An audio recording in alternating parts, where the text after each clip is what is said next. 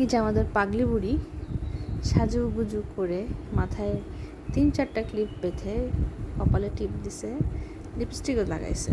সে এখন নিচে যাইতেছে, খুব আনন্দিত। এদিকে সামনে বাবা আগায় গেছে, সেও পিছু পিছু দৌড় দিছে, যেভাবে হোক লিফট ধরবে সে। যে আবার যায়, চিন্তাও আছে যে মা আসতেছে কিনা পিছে পিছে। বহু আকাঙ্ক্ষা তার নিচে যাওয়ার। তার মূল কারণ হচ্ছে যে গপাগপ করে ফুচকা খাওয়া।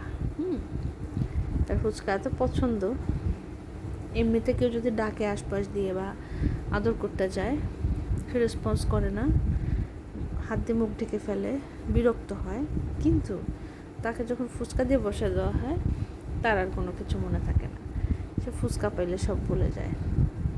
তখনই পক পক পক পক করে ফুচকা খাইতে হয়। ফুচকা খাইতে খাইতে যদি আবার একটু খারাপ লাগে, একটু তৃষ্ণা পায়, জন্য তার বাবা তাকে তরমুজের জুস খাওয়াচ্ছে।